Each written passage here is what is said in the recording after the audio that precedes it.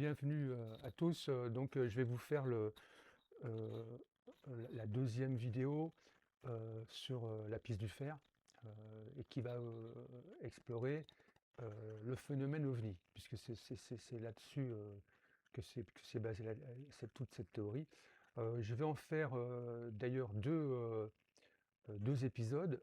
Le premier, celui-là, il va s'occuper de l'analyse macroscopique du sujet, c'est-à-dire les grandes masses d'événements, comment on arrive à déterminer des grandes masses déterminantes et significatives sur le sujet. Et puis la deuxième parlera des faits divers du sujet OVNI, c'est-à-dire des grands faits divers très médiatisés, qui, on va le voir, avaient un lien en fin de compte avec toute cette histoire-là.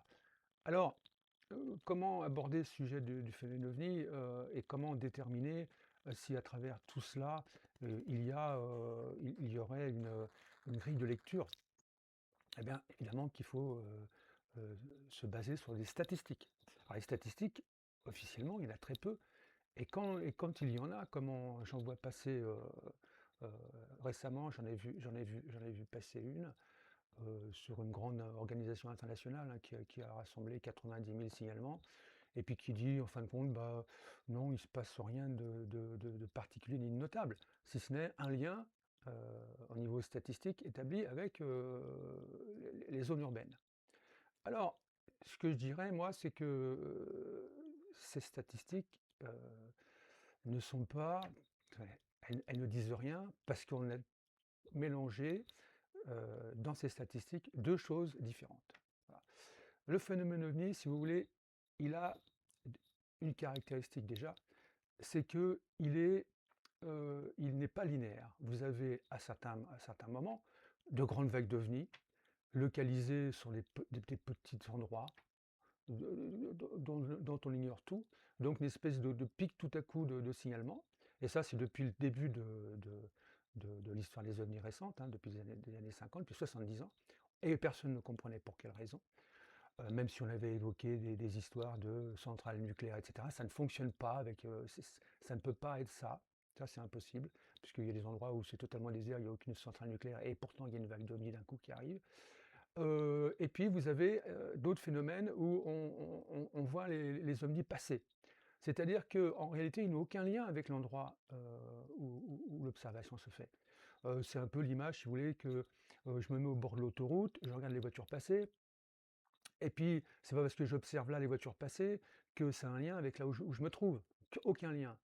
Il faudrait que je sache d'où elles viennent, d'où elles vont, pour comprendre quelque chose. Or, si à l'inverse, ces voitures se mettent à tourner autour de moi ou dans la région toute proche, en rond, là je peux dire oui, il y a un lien là, avec cet endroit.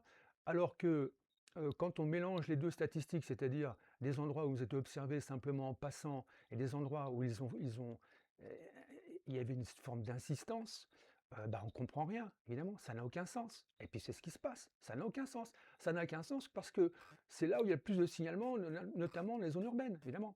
Si on est nombreux à regarder les voitures passer sur l'autoroute, on va dire: «Ah bah, il y a beaucoup de signalements là, mais ça n'apporte aucune signification». Donc les analyses actuelles et en plus de celle-là, qui est faite par cette grande organisation internationale, n'apprennent rien, bien entendu, échouent. Et puis, toutes celles qui sont faites sur la période, aussi, contemporaine, c'est-à-dire qu'il y a des organismes comme on voit aux États-Unis qui sont créés et puis qui veulent analyser scientifiquement ce phénomène OVNI, ne prennent pas en compte le passé. Et alors que c'est essentiel. Moi, toute ma recherche, vous allez le voir, et je vais vous donner dans toute cette vidéo des références, et puis on va voir les livres et lire quelques pages de livres, avec des visuels aussi sur les cartes, etc. Est important pour comprendre ce qui se passe aujourd'hui, de regarder en arrière ce qui s'est passé auparavant. Parce que ce qui se passe aujourd'hui est une forme de ce qui s'est passé auparavant. Et on va le voir, la découverte de ce lien euh, extraordinaire, eh bien, il existe depuis le début. Voilà. Alors, donc, on va donc commencer par euh, euh, les les premiers éléments de la découverte. Bon, alors, je vais découvrir de manière un petit peu accidentelle, c'est un peu ça. Ce qui n'avait jamais été observé auparavant et n'est jamais compris auparavant. C'est-à-dire que pour le trouver, il fallait se poser la question parce que ce n'était pas visible.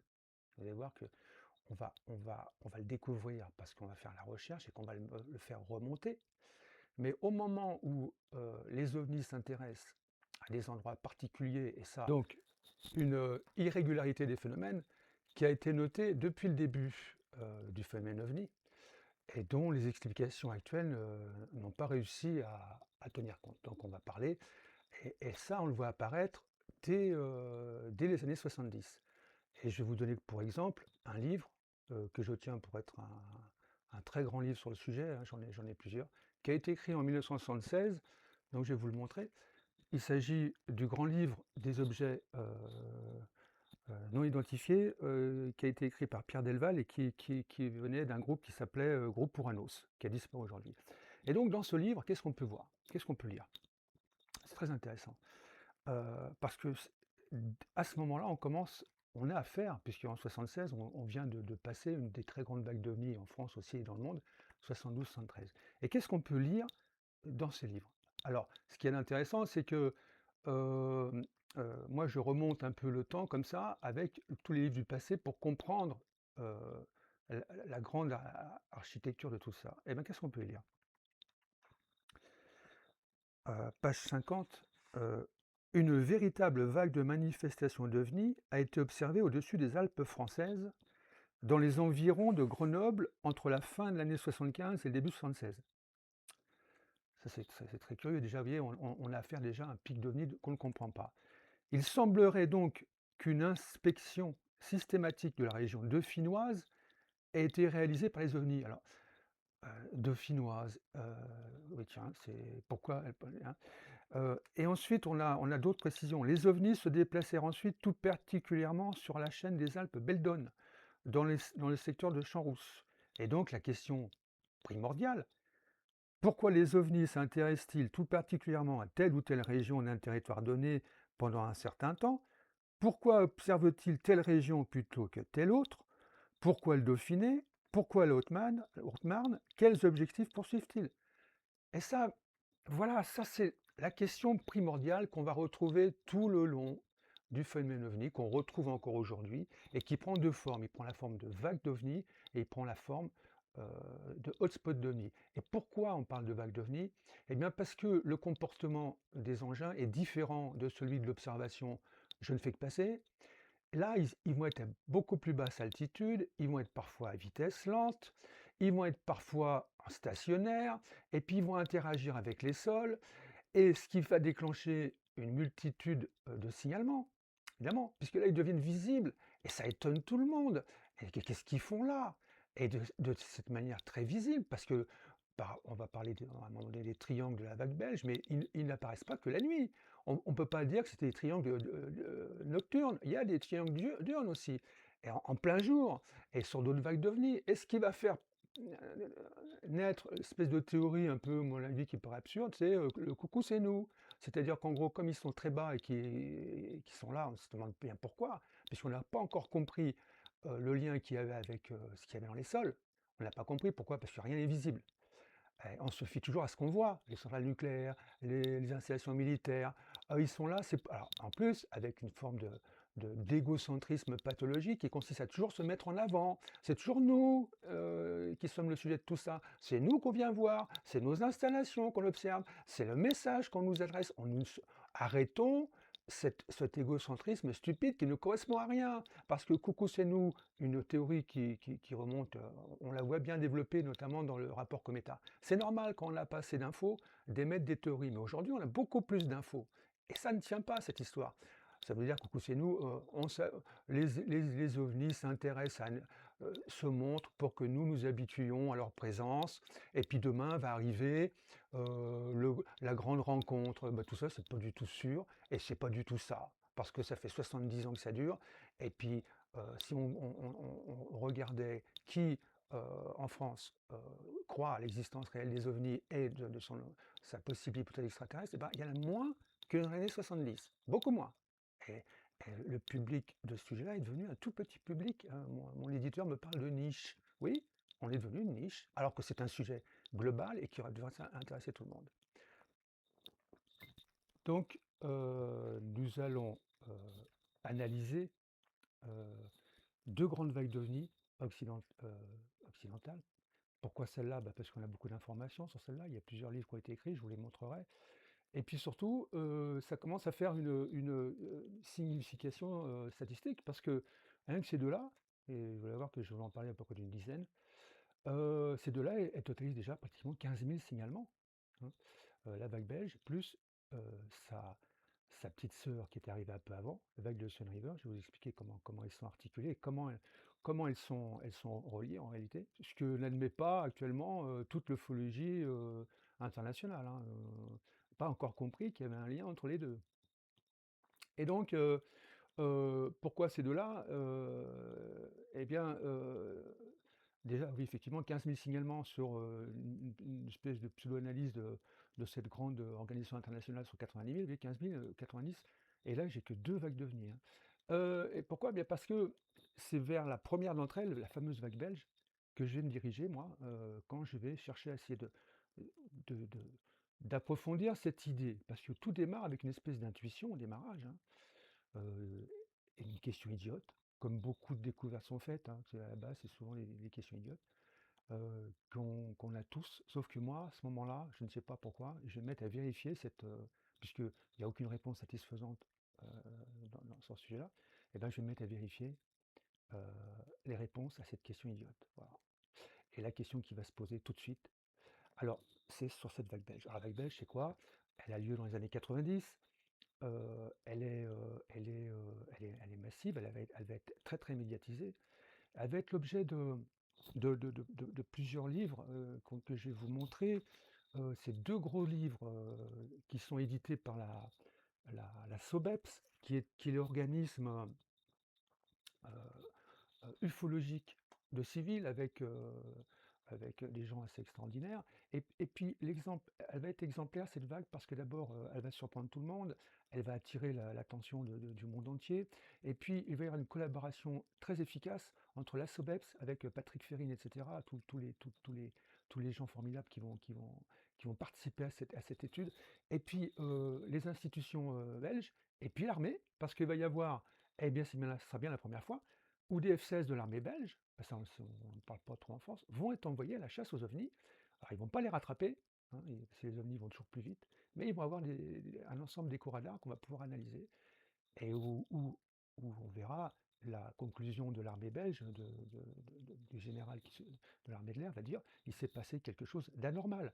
Alors sur cette vague belge, on a des théories en cours un peu abracadabranteresques, je dirais Jacques Chirac, hein, qui tentent. Alors on évoque l'hypothèse de F-117A et B2, qui sont des avions furtifs qui ressemblent un peu à ce qui est observé, mais qui ne correspond à rien du tout, ni en termes de vitesse, parce que déjà, les F-16 sont envoyés à la poursuite de ces engins. Si ça avait été des B2 ou des F-117A, ils auraient été rattrapés, parce que le F-16 est un avion supersonique, hein, c'est un Mach 2, alors que les furtifs, eux, ne vont qu'à 700-800, puisqu'ils sont furtifs, ils n'ont pas besoin de se déplacer très vite.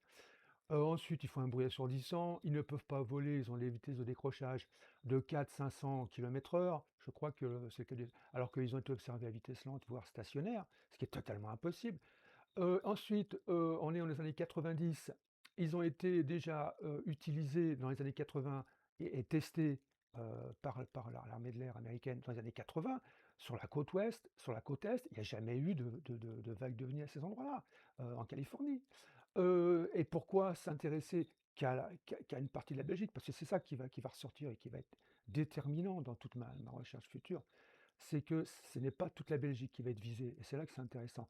D'autre part, pour l'hypothèse de ce truc-là, ça voudrait dire que les avions ont été testés euh, sur ce territoire, sur une partie du territoire belge, pas l'ensemble du territoire, on va le voir, sans accord des autorités belges, de manière furtive et secrète, qui est totalement aberrant. En plus, il y a aucune correspondance ni avec les phares, enfin, il n'y a rien qui colle, mais comme on préfère, ceux qui racontent et qui font partie de l'ufologie, que cette vague n'a pas existé, sont les mêmes qui vont vous raconter des histoires sur The Roswell et compagnie, en disant oui, mais ça existait.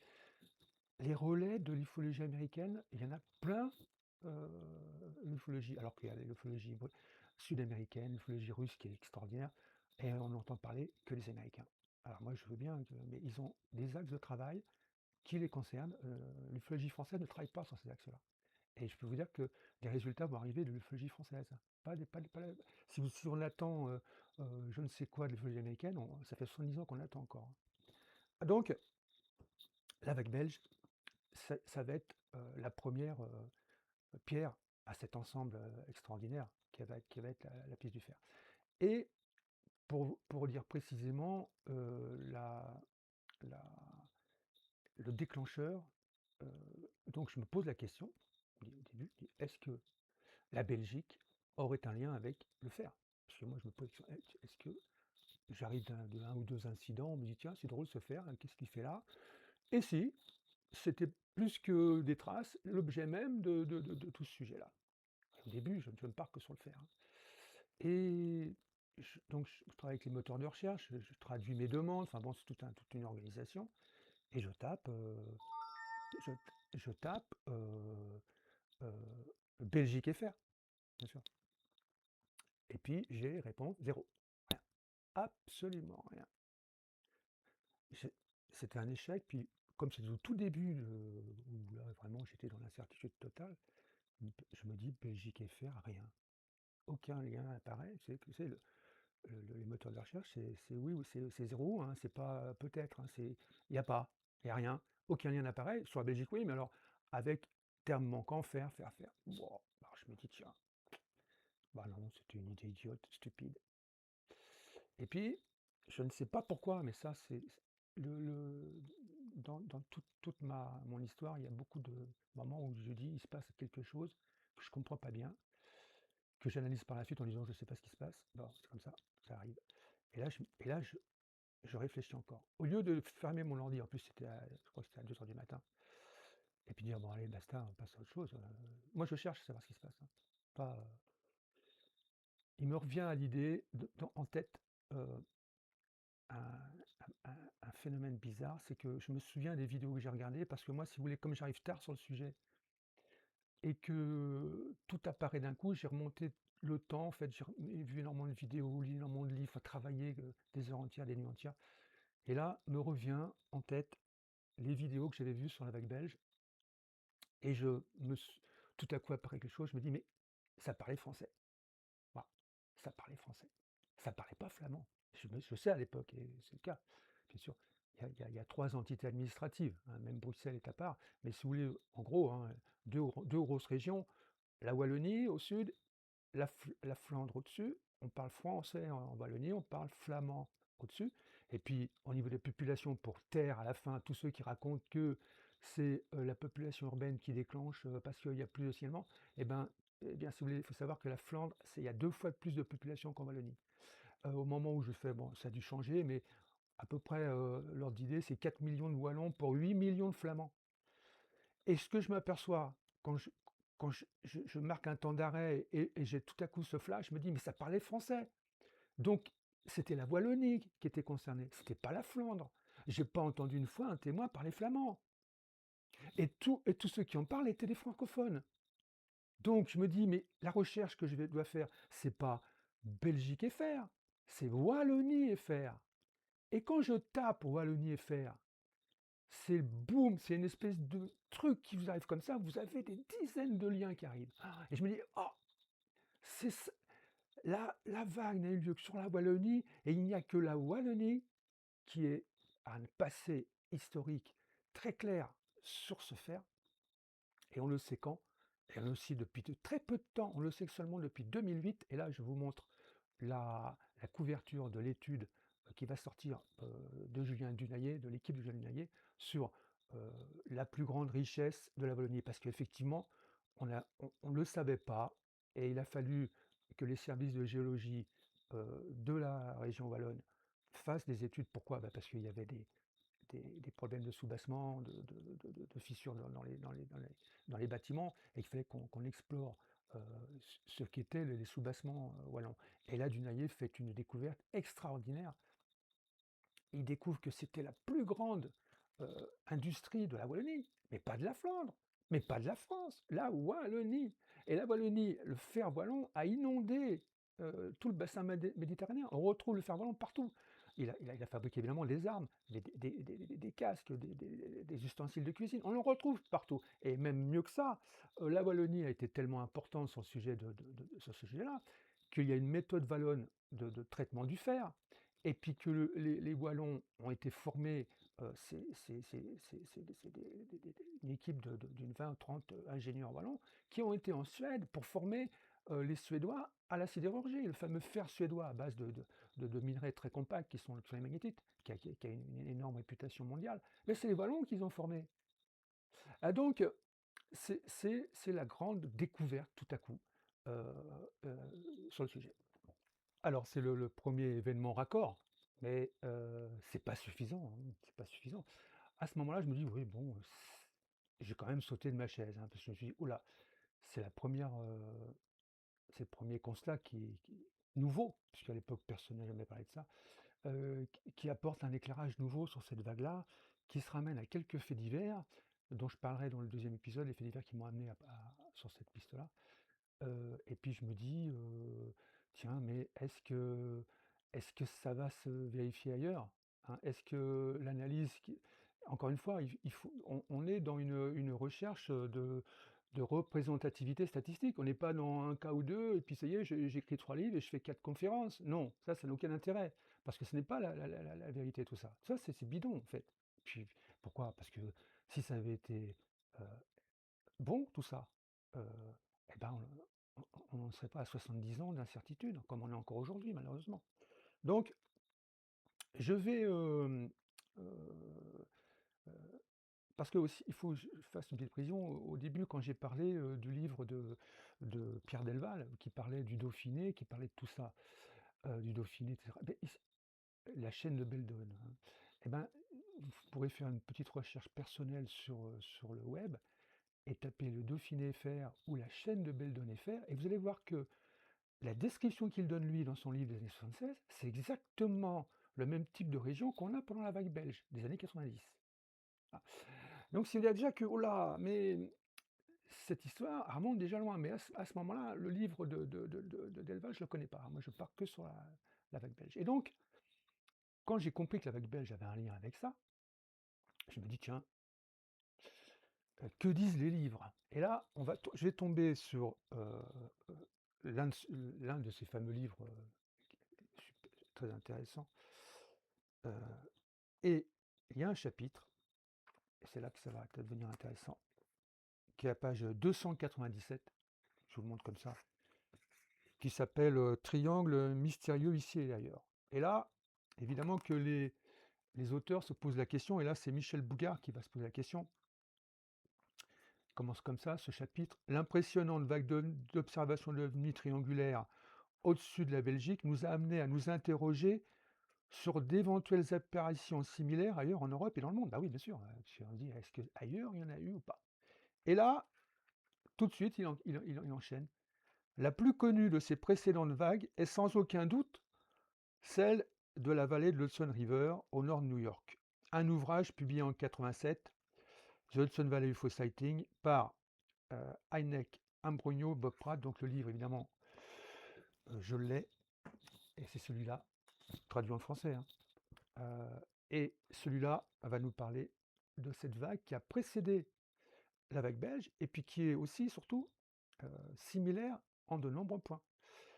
Et là, c'est justement être la deuxième grande vague qui, elle, est encore, en termes de signalement, encore plus importante que la vague belge, qui a lieu un peu avant, qui a lieu dans les années elle commence en 82. Vous voyez, tout va commencer à s'éclaircir aussi. On commence à comprendre qu'il y a des vagues là en 80, là en 90, là on parle des années 70 sur des régions françaises. On commence à avoir une espèce de panorama étrange où toutes ces régions ont été un peu visitées, scannées, mais des régions particulières. Parce que évidemment, il faut que peut-être le moment, avant d'évoquer la vague de Sun River, de parler un peu de ce qu'est le fer sur la planète. parce qu'il y a une autre objection un peu idiote, qu'on entend que vous avez certainement dû entendre, mais le fer, il y en a partout, etc. Blabla. Bon, ah ben alors d'accord. Alors, je vais faire une petite précision. C'est le moment de la faire. Alors, fer partout sur la planète, oui. Sauf que il est en toute petite proportion partout. C'est 2-3% de la croûte terrestre. C'est-à-dire, en gros, le parallèle qu'on pourrait faire, c'est le sel et poivre en cuisine. Voilà, c'est ça. Et comme il est là, personne s'en soucie. Et il est très concentré, par contre, à certains endroits particuliers, qui sont connus depuis la plus haute antiquité. Vous voyez, la sidérurgie wallonne, elle est ici depuis très longtemps. Et ce sont toujours plus ou moins les mêmes sites. Et sur ces sites-là, le fer est exploité par les hommes. Voilà. Et en France, par exemple, vous n'avez pas d'exploitation de fer à Paris, vous n'en avez pas sur la Côte d'Azur, vous en avez en Lorraine, un peu en Normandie, la Wallonie, bien entendu, et puis certains sites, évidemment, qui sont sur toute la planète. Mais certains sites seulement. Et puis certains sites, je veux dire, les ovnis aussi sont partout sur toute la planète. On peut déjà commencer à se dire, ah bah tiens, oui, il y a une espèce de parallèle curieux, étrange. Alors, ensuite, c'est quoi la sidérurgie? On va en parler un petit peu aussi. Il faut un peu passer par là, on est obligé, hein, pour un peu comprendre tout le dossier. L'objet de la sidérurgie, c'est de fondre les minerais, mais pas pour mouler des objets avec, en les fondant, c'est pour les débarrasser de leur gang. Un minerai, c'est quoi? Et il n'y a que des minerais de fer sur la planète, il n'y a pas de fer tout seul qu'on prendrait et qu'on martellerait et dont on fabriquerait des objets. Ça n'est pas ça. Il est toujours le fer accompagné d'autres choses et dont la sidérurgie va être l'objet de le débarrasser de cette autre chose. Voyez, le seul fer qui nous arrive tel que, c'est le fer qui arrive de l'espace, on appelle ça le fer sidéral, qu'on récupérait dans les astéroïdes et météorites qu'on retrouvait au sol, et qu'on martelait, dont on faisait des objets. C'est le cas de la dague de Toutankhamon, qui est fait de fer sidéral, de fer extraterrestre en réalité. Ça fait un peu des gros titres un peu idiots, hein. Oui, c'est des fers extraterrestres, il venait d'ailleurs, on ne sait pas d'où. Mais sur Terre, il n'y a pas de fer tout seul, et il faut le désengager, et pour ça, il faut le brûler, pour retirer le fer, qui additionné d'un petit peu de carbone, c'est l'acier. Et ces minerais, il y en a de nombreux, il y en a plusieurs, et notamment à l'exploitation du fer, il y a deux grandes familles.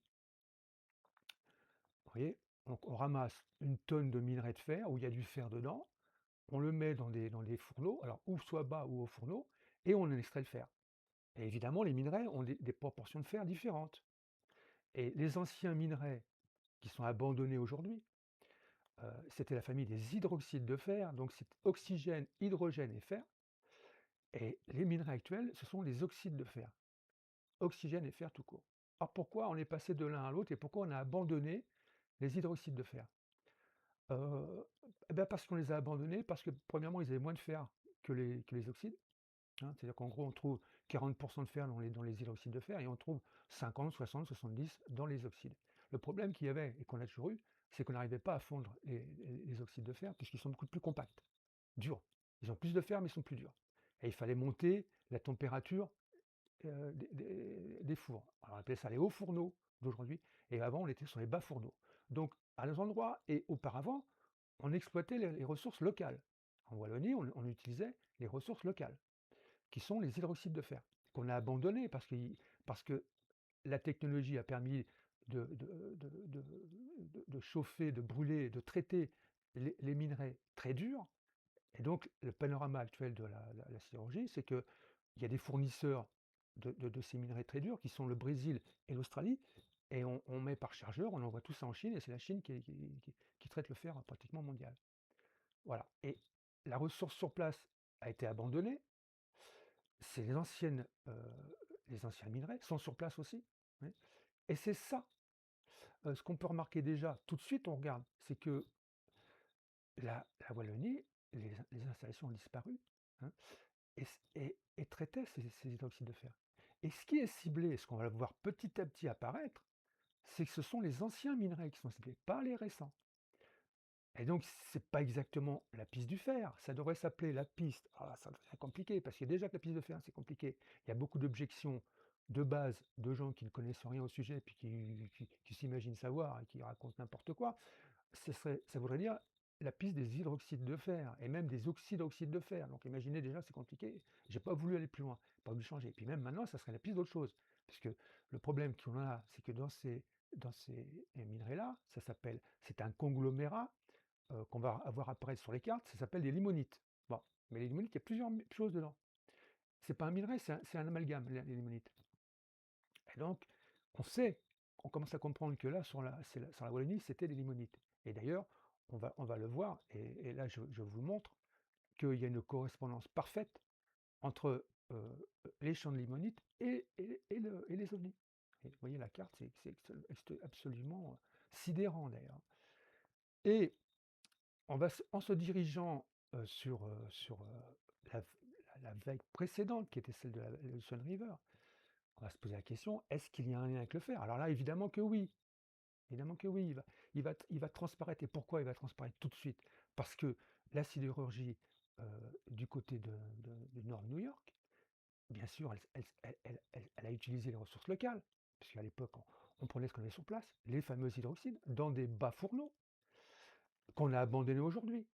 Aujourd'hui, il n'existe quoi? Bah, il y a encore toutes les anciennes mines, bien sûr, il y a toutes les traces du passé, il y a des musées, etc. Mais c'est plutôt la vallée de l'Hudson River, c'est un genre de parc régional un petit peu, hein, avec pas plus de population que ça. Et donc, cette vague d'OVNI, elle va faire l'objet donc d'une énorme battage médiatique aussi, parce que c'est une des premières qui va vraiment faire parler d'elle. On retrouve à la manette de l'enquête trois personnes formidables, Alan Hynek, euh, un Brugnot, un autre ufologue excellent, et puis Bob Pratt. Et Bob Pratt, lui, il est un peu journaliste, il est ufologue journaliste, c'est un peu particulier. Et faut vous avouer franchement, c'est que je ne comprends pas son attitude. Voilà.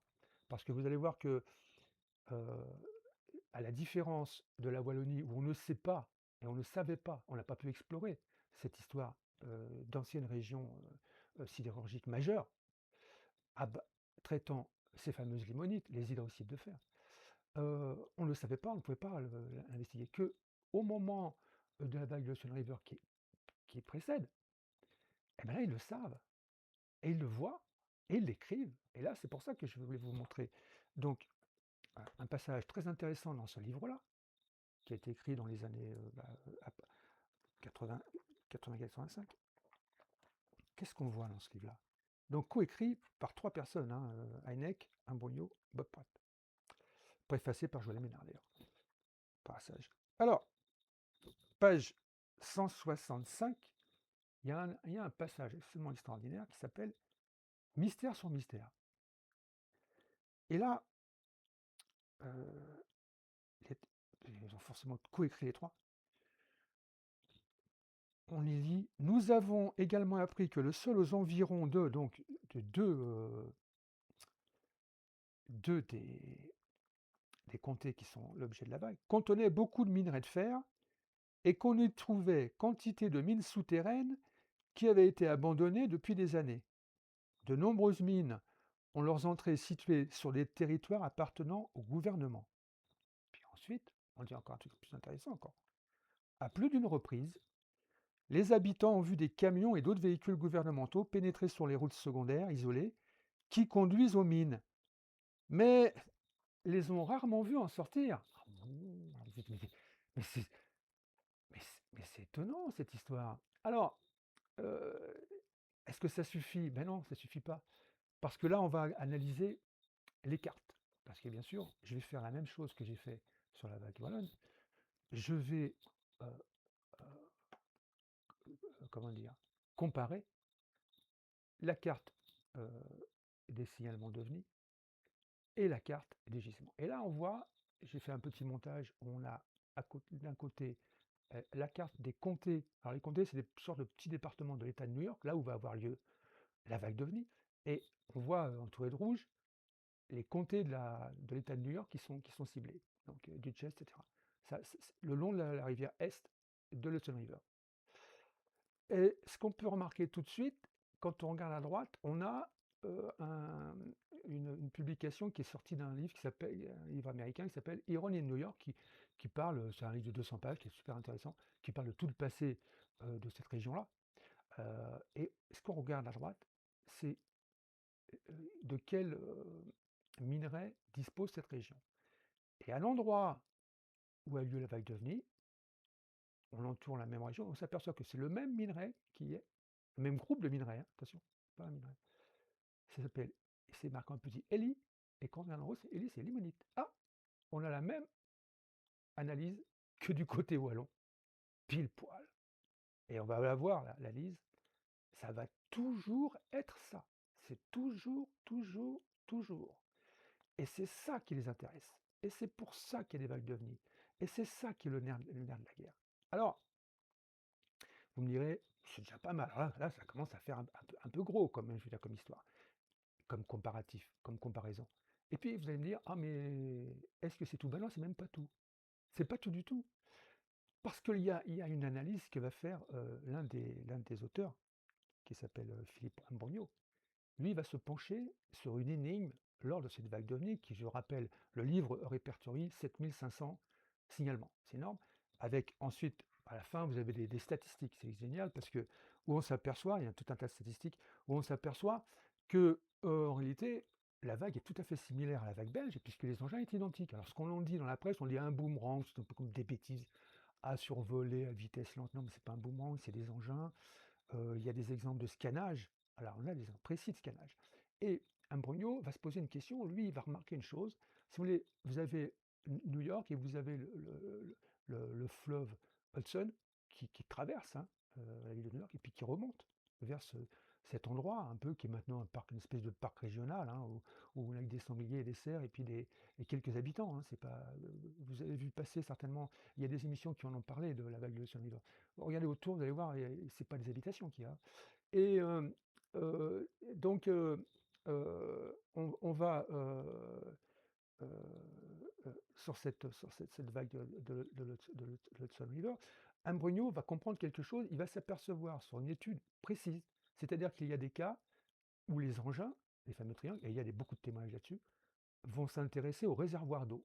Bon, c'est-à-dire que, vu, si vous voulez, c'est un ancien, l'Hudson, c'est un ancien glacier qui est descendu du nord et qui, en passant sur les bords, a creusé des, des espèces de poches qui, à la fonte des glaciers, se sont remplies d'eau. Ça a fait une espèce de réservoir naturel d'eau. À l'intérieur de cette eau, on a pompé l'eau pour alimenter la ville de New York. Bon, jusque-là, tout est bon. Sauf qu'il n'y en avait pas assez, et que donc on en a creusé d'autres. Donc je vous montre quelques images de tout ça, hein, au fur et à mesure que je parle. Et Imbrogno, pendant la vague de l'Hudson River, s'aperçoit que les ovnis s'intéressent uniquement aux réservoirs artificiels, c'est-à-dire que ceux qui ont été creusés par l'homme il n'y a pas très longtemps. Parce que la population de New York a grandi, et puis il fallait alimenter en eau, donc on a creusé d'autres de manière à dévier l'eau du fleuve, et puis la traiter, et puis l'envoyer sur New York. Bon. Et il s'est dit, comment se fait-il que les engins, les ovnis, ne s'intéressent qu'à cela et pas aux réservoirs naturels? Eh ben, il va faire un vrai boulot d'enquêteur. Il va pas faire, je ne sais pas quoi, une théorie sur YouTube qui va, hein, vous voyez, non, ou des émissions, des livres. Non, lui, il va prendre son petit magnétomètre, il va les mesurer, il va faire un vrai boulot. Puis il va le noter tout ça pour que nous, les générations d'après, qui arrivons, c'est important, on a besoin de données. Et là, il y en a.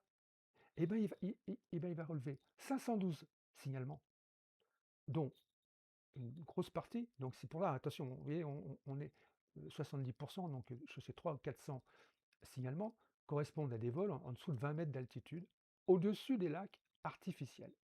Donc en mesurant le magnétisme de comparer, il découvre qu'il y a plus de magnétisme dans les lacs artificiels. Pourquoi? Ben parce que pour creuser, on a dynamité la couche supérieure, et que le minerai de fer, donc nos fameuses limonites, affleure en dessous. Et que les engins s'intéressent qu'à cette partie-là. Et lui, il en déduit que c'est. Ben, il a mesuré le magnétisme, il dit oui, il y a plus de magnétisme. Donc, évidemment, il n'y a pas suffisamment de données pour venir dire, mais c'est ça le sujet. Il s'intéresse à cette ressource-là.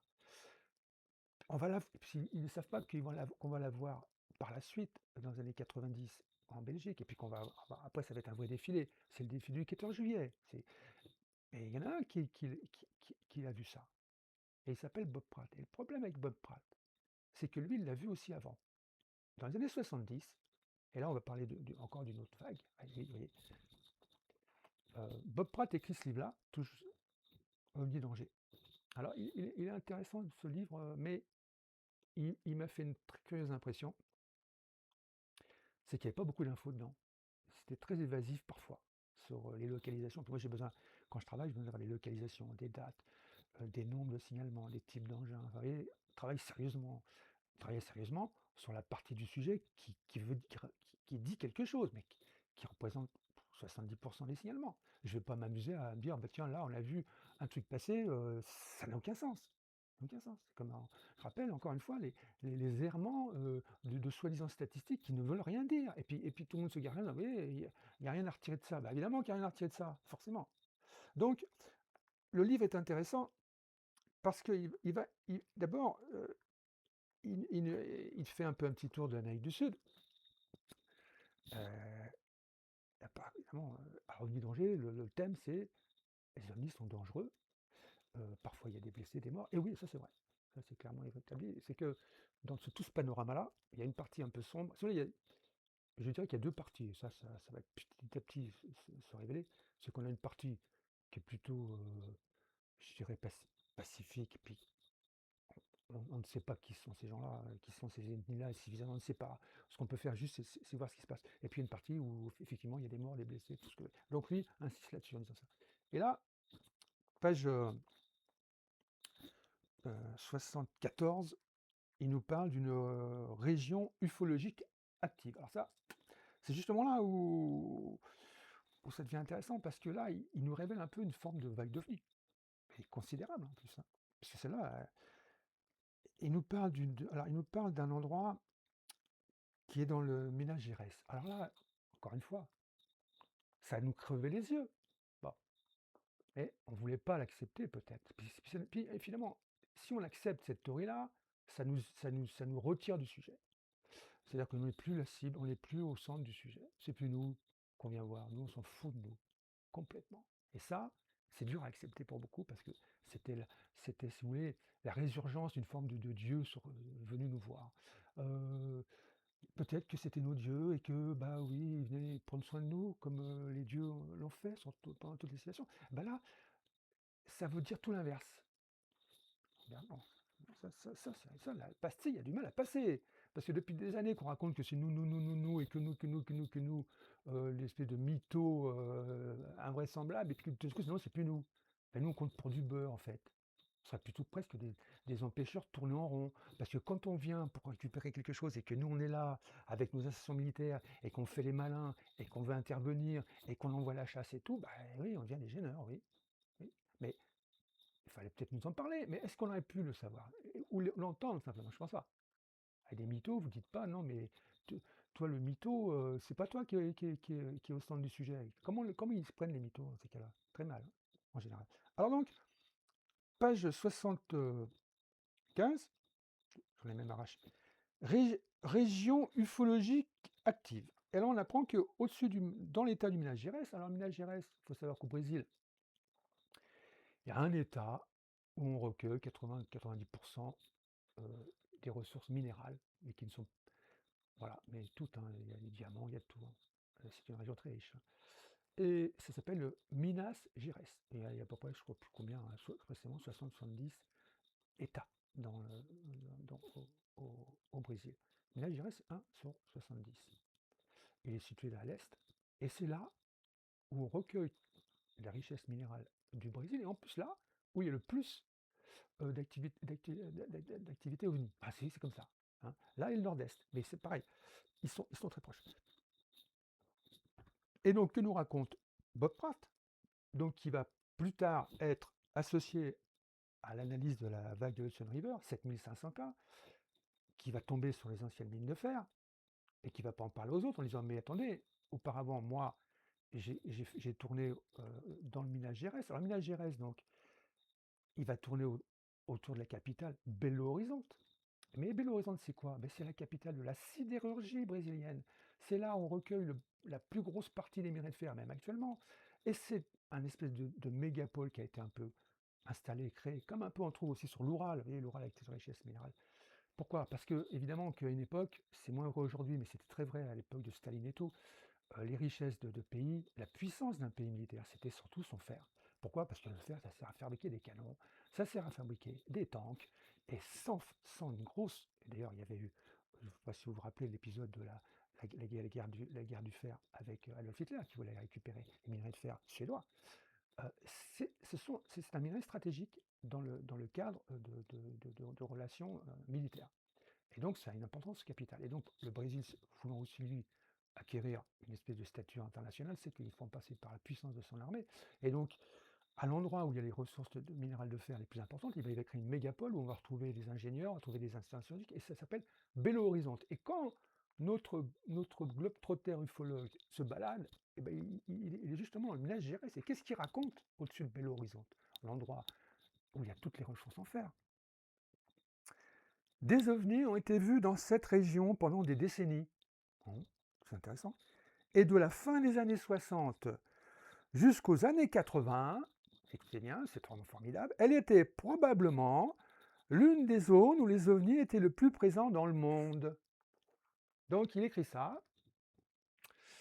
Alors en plus de ça, sur Belo Horizonte, et ça j'ai tout vérifié, tout est raccord, nos fameuses limonites qu'on aperçoit dans la vague belge, qu'on aperçoit dans la vague de Hudson River, à quel endroit ils sont à Belo Horizonte?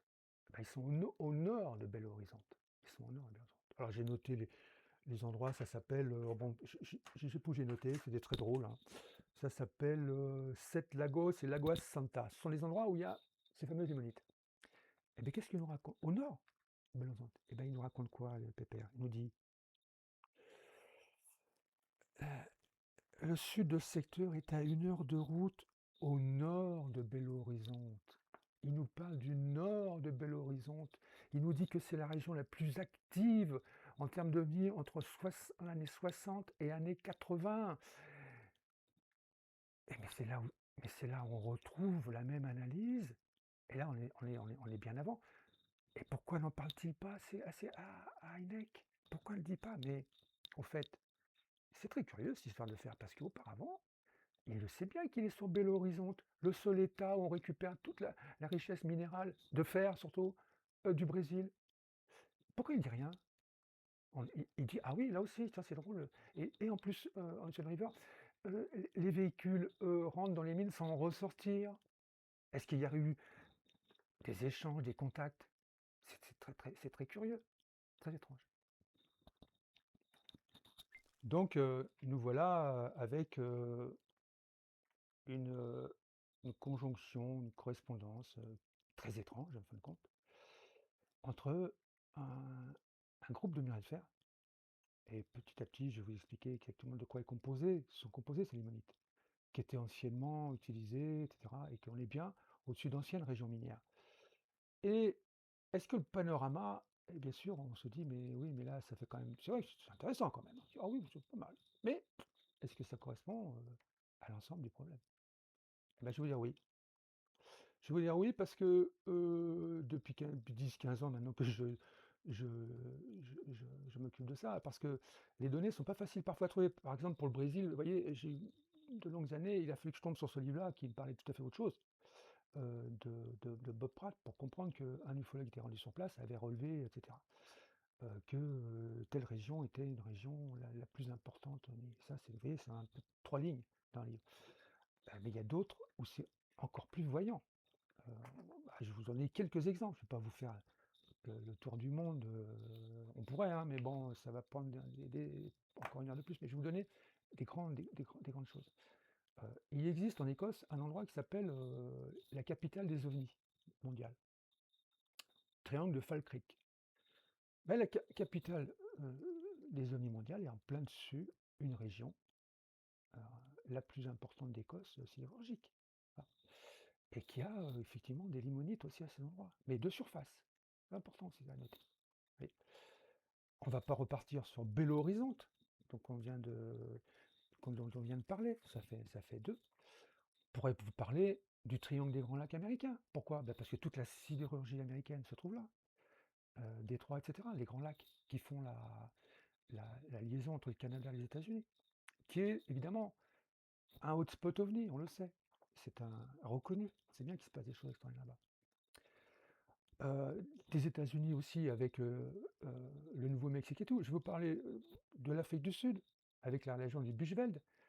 Et proche de chez nous, on pourrait parler de l'Italie et la région du Piémont. Parce que le Piémont, encore une fois, ça ressort dans plusieurs livres. Le Piémont est une région industrielle de l'Italie, dans le nord de l'Italie. Et c'est là aussi, évidemment, il y a eu toute la chirurgie piémontaise, bien entendu, puisque c'est là où il y a toutes les constructions automobiles du Piémont. Et c'est aussi un hotspot d'OVNI, c'est tout à fait clair. On pourrait parler aussi de l'Oural. Évidemment, l'Oural, c'est là où il y avait, où toutes les installations sidérurgiques se sont repliées après l'agression allemande. Et l'Oural, depuis très longtemps, est une région majeure par rapport à tout ça. Et euh, eh bien, on pourrait vous parler aussi de la ceinture de fer de l'Atacama, au Chili. Je pourrais parler de nombreuses régions où il y a une concordance parfaite entre haut spot d'OVNI ou vague d'OVNI, mais difficile à découvrir parce que c'est 3 lignes dans un livre, hein.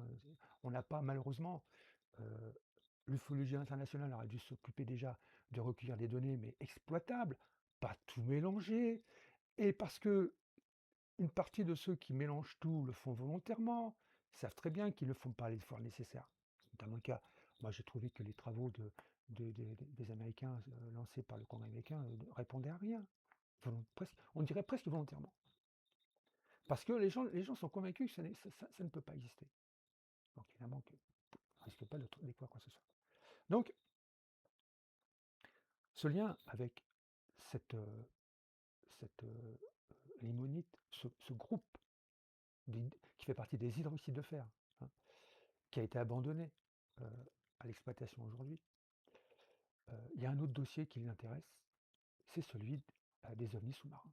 Voilà. Alors on ne va pas en parler beaucoup, on peut juste remarquer une chose, et ça je vais juste en parler un petit peu comme ça, c'est que là aussi, il se trouve qu'au fond de l'eau, il y a aussi la forme que l'on a en surface, la forme hydroxyde de fer, est sous l'eau.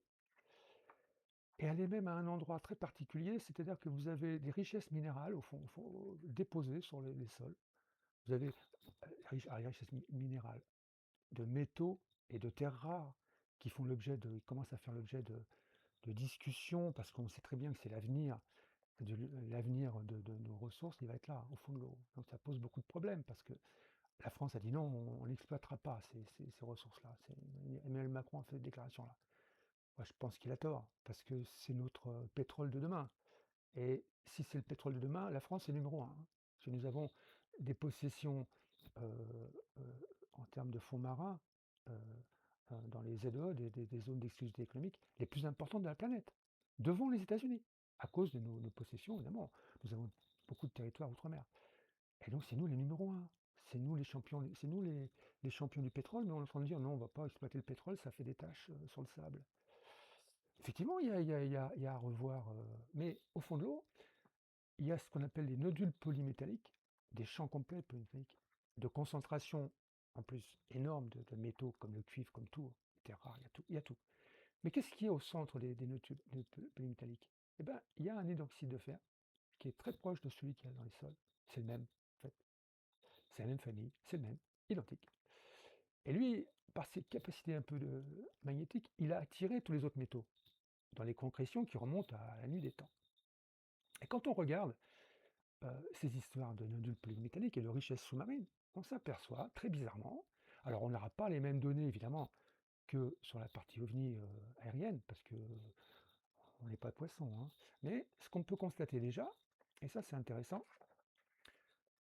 c'est que on a une correspondance entre l'existence de champs de nodules polymétalliques, donc de richesses minérales, avec au centre, puisqu'on l'a vu sur le développement, parce que là je vous ai parlé de quelques endroits, mais le constat est planétaire sur le lien entre OVNI et régions possédant ces fameux hydroxydes de fer. et on va le voir dans les épisodes futurs, se préciser les choses encore plus, hein, pour faire un espèce de panorama global. Qu'on peut remarquer, c'est que à l'endroit où il y a ces richesses métalliques au fond de l'océan, au fond des océans, il y a des histoires d'OVNI. Et notamment, elles ont été découvertes où? Eh ben, elles ont été découvertes, les premières richesses ont été découvertes dans l'Arctique. Voilà, l'Arctique. Et l'Arctique, pour les ufologues, ça rappelle quelque chose, mais c'est un hotspot OVNI l'Arctique. Eh oui, c'était un hotspot d'OVNI l'Arctique. Et bizarrement, c'est là qu'on a découvert les premières richesses polymétalliques. Et c'est là qu'a commencé, c'était en 1800 et quelques, je ne me souviens plus de l'expédition qui avait commencé à draguer les sols et à s'apercevoir de la composition de ces richesses métalliques. Oui, c'est un hotspot OVNI. Arctique, mais il n'y a pas que celui-là. Vous avez actuellement pas mal de rencontres au large de San Diego, Californie. Mais au large de San Diego, c'est là où vous avez la zone de Clipperton et vous avez d'énormes richesses au fond de l'eau. Et c'est là en plus où on a commencé à faire les essais de dragage.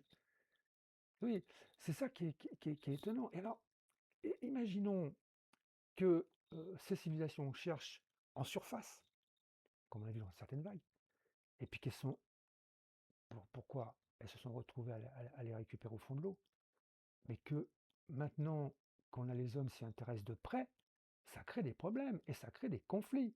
Puisqu'on voit bien que les rencontres qu'il y a entre l'US Navy et ces fameux engins tic-tac et tout, c'est à ces endroits-là que ça se passe. Alors on a dit oui, c'est à cause des installations militaires, mais c'est toujours pareil, on revient toujours à la même soupe un peu indigeste, c'est ou les installations militaires, ou c'est le nucléaire, ou c'est je ne sais quoi, mais ça ne marche pas, parce que les installations militaires, il y en a tout le long de la côte, il y a aussi une marine argentine, il y a une marine mexicaine, il y a une marine canadienne, il y a des bateaux, il y a des aéroports partout, il y a des militaires partout, faut pas venir nous dire qu'il y a un seul endroit, tout bizarrement, que celui-là attire forcément les ennemis. Non, ça n'est pas logique. Il n'y a aucune logique dans tout ça. Et quand on me dit des fois, mais oui, mais non, ils ne sont pas différents, ils n'obéissent pas à la même logique que nous, mais pourquoi on pense comme ça? C'est absurde. Parce que quand on regarde tout le reste, mais tout le reste correspond. Il y a donc le large de San Diego, pile, l'Arctique, pile, mais le lac Baïkal.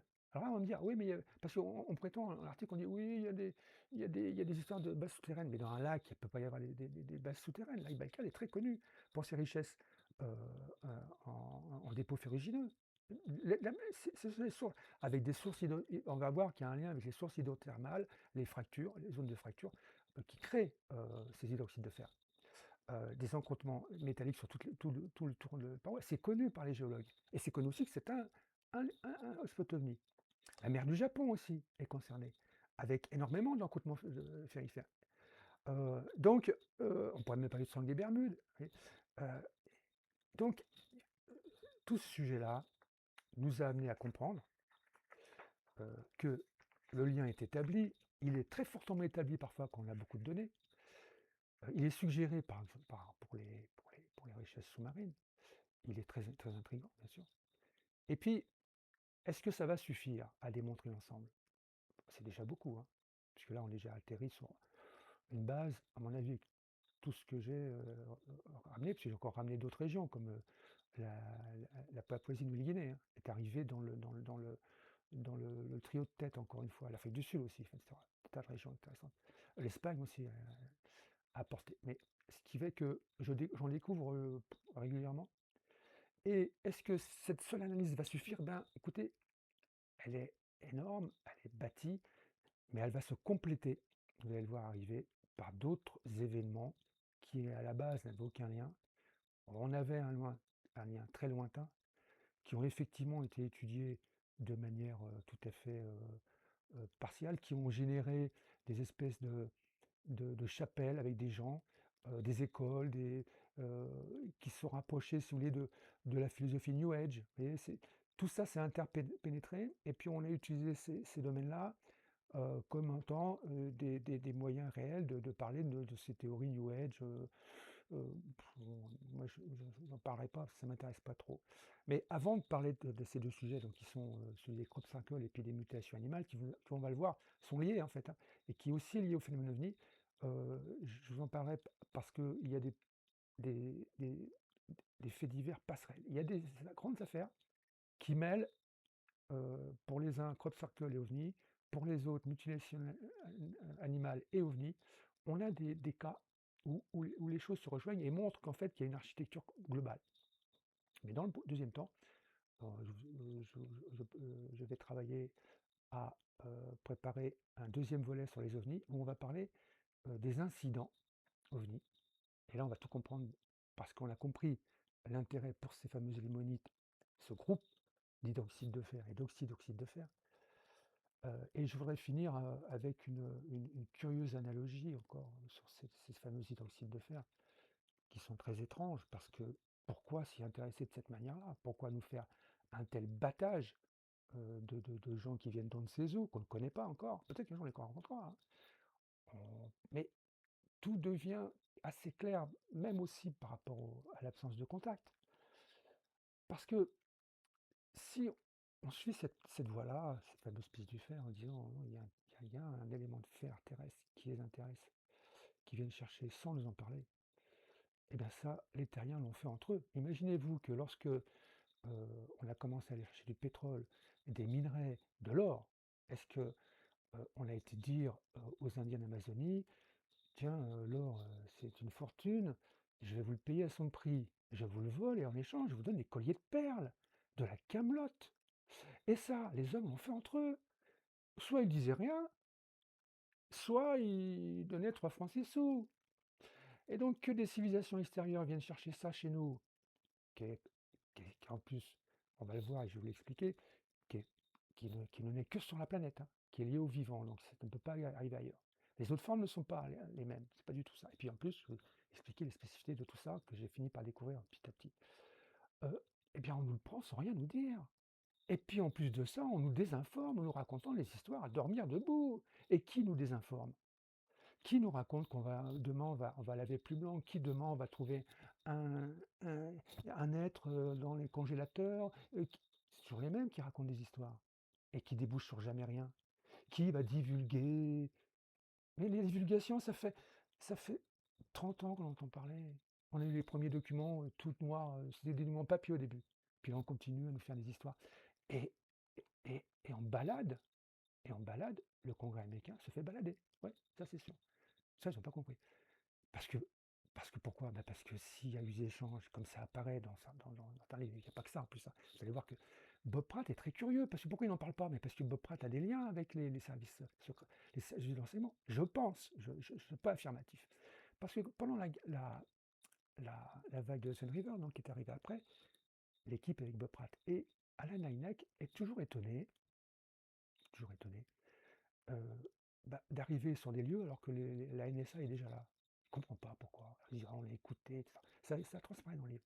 Mais non, c'est parce qu'ils ont une taupe. Mais bon, je le comprends aussi, moi, Bob Pratt. C'est-à-dire que on est dans un processus d'échange d'informations, peut-être, avec les services secrets. Je, je garde ça pour moi, mais tu me donnes des infos. Voilà. Parce que ça va nourrir mes publications. Ça se fait aussi en France, hein. On a des journalistes qui sont chevilles avec parfois des politiques pour un échange d'informations. Et puis qui cachent certaines choses aussi parfois. Mais je le comprends, moi, je comprends tout à fait. Ça me gêne pas, ça. Mais il n'empêche que le vrai dossier n'est pas apparu. Il apparaît, si, avec mes travaux, ça y est, avec les publications que je fais, oui, il apparaît. Alors, une dernière petit clin d'œil sur ce qu'est cette limonite très bizarre, cet hydroxyde de fer, cette rouille un peu, hein, pour parler comme ça. Et on va voir qu'on on va s'intéresser à une des composantes qui va ressortir comme une star au milieu de cet ensemble. C'est quand je l'ai vu, je suis tombé par terre. J'ai trouvé une vieille amie que je cherchais depuis longtemps, en fait. Eh bien, dans cette amalgame qu'on appelle limonite, il y a la forme la plus minérale qu'on appelle la goethite. Goethite. Pourquoi goethite? Parce qu'elle a été donnée en hommage à Goethe. C'est vrai que Goethe était un grand amateur de, de- de sciences paranormales, etc., hein, quand on écrit Faust, etc. Et, euh, et ça a été rendu à son hommage. Et c'est très étrange que l'objet de toute la convoitise de civilisation extérieure est le nom de cet être-là. Puis en plus de ça, la goethite, eh bien on l'appelait l'or des fous. Parce que quand on regarde un cristal de goethite, et vous pouvez aller le voir, alors peut-être que dans les prochains épisodes j'en aurai un exemplaire, ça ressemble étrangement à l'or, oui, ça brille. Et ça nous renvoie à un autre dossier étrange, qui est celui des anciens astronautes qui venaient chercher sur notre planète, rappelez-vous, de l'or. Mais est-ce que c'était l'or? Je ne sais pas. Et pour quelle raison on venait chercher ça? Là, l'histoire de reconstituer un champ magnétique, ça colle parfaitement avec ce dont on va parler plus tard. Vous allez voir que c'est le meilleur candidat, c'est lui. Est-ce que ça justifie toute cette théorie? Je ne sais pas. En tout cas, je vous remercie d'avoir écouté un peu cette partie-là un peu plus longue. La prochaine, on va parler des faits divers. On va s'intéresser notamment à Rendelsheim, qui en fait est pile poil dans la théorie. Et vous allez voir qu'il va nous donner beaucoup d'informations, plus d'autres épisodes comme ça, de faits divers tonitruants, pour ensuite se diriger vers deux dossiers annexes. Et puis on finira par découvrir de quelles particules il s'agit exactement. On va pouvoir revenir sur tout l'ensemble que je vous développe là, élément après élément, dire que vous voyez que vous allez tout comprendre d'un coup, tout comprendre que c'est pas qu'on nous a caché la vérité, mais ceux qui savaient ce qui se passait sont peu nombreux, je pense, qu'il y a peut-être eu des échanges matériels, parce que quand vous regardez, par exemple, pour finir avec ça, sur la vague de Hudson River, ça m'avait frappé, j'avais vu une émission assez récente qui en parlait. Et les types étaient là en train de dire, ah oui, mais donc il y avait déjà cette histoire de, de véhicules gouvernementaux qui arrivaient dans les anciennes mines fermées, normalement, et puis qui ne ressortaient pas. Et bien, il y avait une autre histoire, c'est qu'ils entendaient gratter dans les sols. Hein, et ils disaient, mais qu'est-ce que c'est que cette histoire qu'est-ce qu'ils font là? Qu'est-ce qui se passe là-dessous? Voilà, donc je vous remercie de votre attention et puis à bientôt sur les prochains épisodes.